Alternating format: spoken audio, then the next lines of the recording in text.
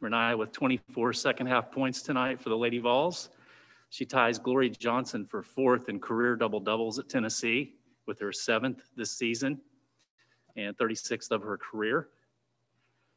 The win over for Tennessee tonight over South Carolina was over the highest-ranked team since December 10th, 2017, an 82-75 win over number 2/4 Texas in Knoxville. Also, the 16-point comeback is the biggest of the Kelly Harper era and the biggest since coming from 20 down in 2018. Questions for Rennia, please. We'll start with Maria.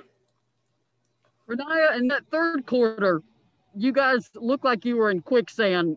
I know the effect of that trip and all the travel issues in Texas had probably gotten to you, but then it was like you just flipped a switch. How did you guys turn that game around so fast in the third quarter? Yeah, I don't know if I really agree with that. I thought we had a pretty good third and fourth quarter. I thought third quarter we was able to dig ourselves out of that halftime deficit that we were in.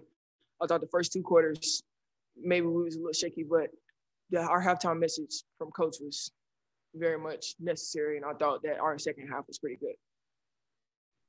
Just to clarify, the way you started the third quarter, it just looked like you guys were just a little step behind, and then all of a sudden you hit rocket speed.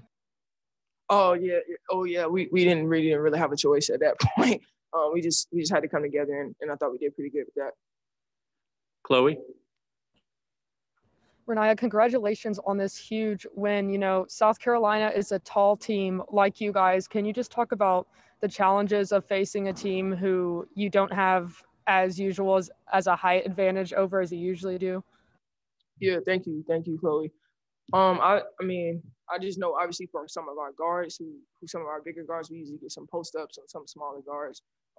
We didn't really get as much as those today, but it doesn't really matter. I thought we worked around it. I thought we still had advantages over them, and I thought we was able to exploit those. I thought second half specifically, we was able to get to the free throw line a lot, and that kind of gave us some momentum and some easy buckets. Ben? Rennia, you talk about the halftime message being much needed. What was the halftime message from the coaching staff? She just said we was playing soft, and I take it personal, obviously. Just my first half, I just wasn't doing enough for the team, obviously. And that's just not because I didn't score. It was just everything. So I take it personal, and my teammates did too. We just came out there, and I thought we grew up in the second half. Jordan.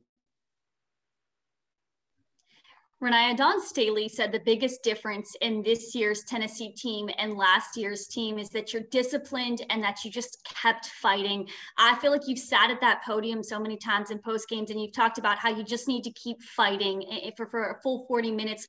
I guess, what does it mean to you that this team was able to do that, to continue that fight and do it for 40 minutes? This is a huge step in the right direction for this team.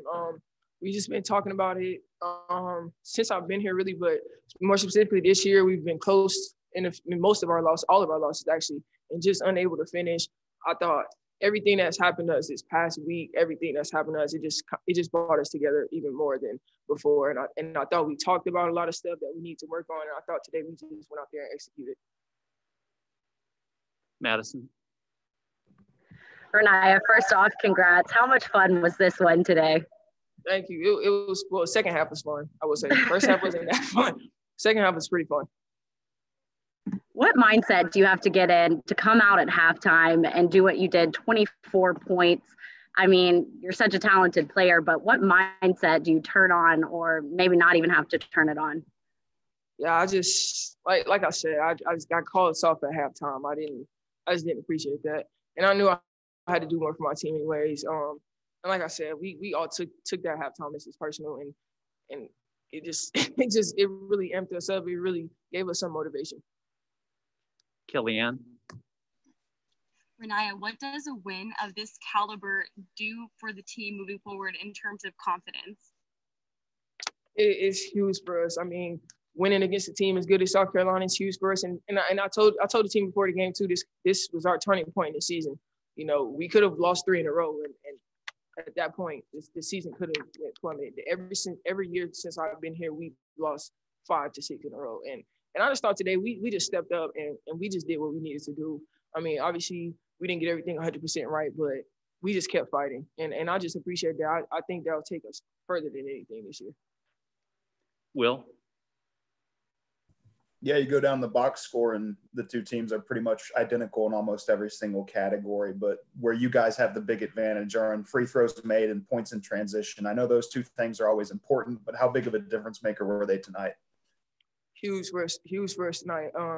We've been really re-emphasizing just getting some easy points in transition, because I thought at one point in the season we kind of went away from it. These past few games we've been focusing on that a little bit more, just getting out. All of our guards, our post players are getting out, and we're getting easy layups. And then free throws, we just stepped up and hit our free throws today. We knew how important they were. Obviously, last game we didn't get to the line as much as we needed to, and then we sent Texas A&M to the line way too much. So today we just kind of tried to just get up there, and when we got up there, make our free throws. Yeah, one final question from Doug Feinberg. Hey, Rennia, you mentioned a little bit of it, but how much did what happened this last week of games getting moved and not playing and travel stuff, did that really help you guys bond and become more of a cohesive unit, so to speak, and have a game like you guys did today? Yeah, the stranded somewhere for days, it really does a lot to the chemistry. I mean, you don't, and then our phones are dead half the time. So we kind of just had to talk to each other and bond, and it wasn't forced, but we all just loved on each other a little bit and just talked to each other about stuff that we need to work on. I think we had some good conversations too while we were out there. So we just stayed positive for everything that was going on. I think that carried over to today.